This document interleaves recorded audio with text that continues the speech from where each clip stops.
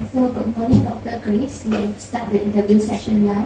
Okay, so I would like to ask about your brief background and also educational background and also some experience on speech therapy.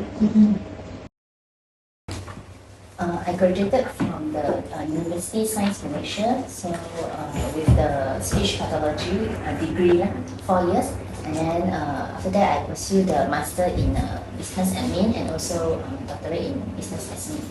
So at the same time, I also running the one-stop center. So this my background. So I started as a speech therapist in 2015. And then after 3 years of working in a private medical center, and then I start the own center. Yeah. Thank you. We'll proceed to the second question. Okay. For this second question, I would like to ask what you find most challenging about your work and how do you overcome the challenge? I think the biggest challenges is maybe work-life balance. So usually for speech therapists, we need to understand the communication baseline of the child. And after that, we need to really focus on the communication environment and then study about the communication pattern, the style, and baseline. So it takes quite a long time for us to understand and to individualize the goal for them. So it will actually affect the, we will say, work-life balance. So I think that will be a struggle. But now I think we already get used to it. Thank you. Okay. So the next question is how do you tailor your therapy sessions to meet the individual needs of your clients? Okay, so usually for speech therapists, we need to do the assessment first, understand the child baseline from the communication perspective. And then, for example, if the child don't have a good eye contact, then we have to work on that. And to improve the communication style of the parents. So at the end, it will build up a very good parent-child interaction. So that will be depends on the assessment. What do you know about assessment? Like different assessment is for different needs of the clients, I think. Yeah. So usually, like for the child with, for example, autism, then we'll focus on the interaction. So for example, for the adult with the swallowing disorder, then we will focus on the swallowing. So sometimes for the parents with the children, we need to ask the parents what they want from us, from our service. So if they want to work on the building vocabulary, then we need to work on that.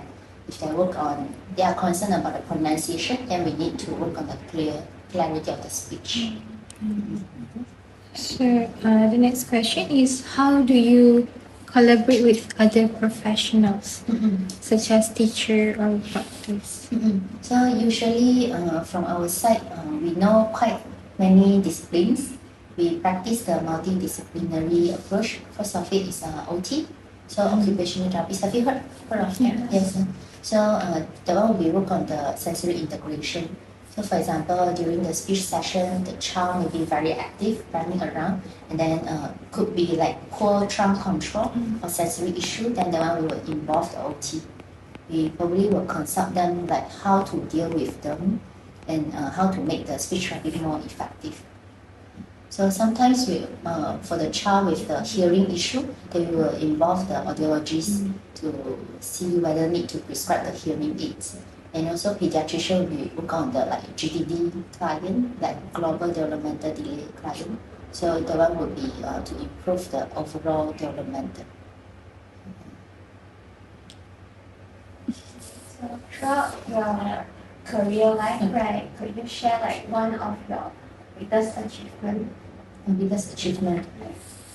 I think comes to my mind is the parental education, because sometimes some parents in a denial stage, like they don't really understand what we do and how can we help them. So they could probably misunderstand our role. Like sometimes they will sort of like send their child to here and expect us to teach their child to say the word, which is quite impossible because that need the process need the parental commitment. So sometimes we work intensively for the parental education. So I think when the parents start to understand our role and start to practice it at home, then that will be biggest achievement. So it's like as speech therapists, right? So you will just like how will you educate them or just like Can you directly teach the child? yeah. Both, actually it's both. Sometimes when the parents join in, then we'll teach the technique or we demo to them. If the parents don't want to join, want the child to be independent, then we'll practice it. And then at the end of like last 5 minutes, then we will try to explain our goals to the parents. That's it. That's right. Is Okay. there any motivational speech that you would like to say to inspire the future SLT? Oh, okay. Only just try to understand the theory behind, and then study a subject. Yeah, like anatomy, physiology, phonology, speech sound. Yeah, the knowledge is quite important for us to explain to the parents, like how is the rationale behind our goal. Yeah, it can be I would say to protect yourself as well, protect your profession. At the same time, just try to be innovative and try to keep update. Because sometimes previously I work on the PACS, like the AAC, like do you know AAC? The AAC is the augmentative and alternative communication, which means we use another method to help the child to say speech. So for example, like picture, using the sign language. So that one would be AAC, other than the speech modality. So for myself, previously I use the picture like the laminated card. But now when other therapists join in, they give more ideas and they are very updated. So we use the iPad to help the child to use high-tech technology to communicate with other person. Yeah. So that one would be one of our thing to keep on learning.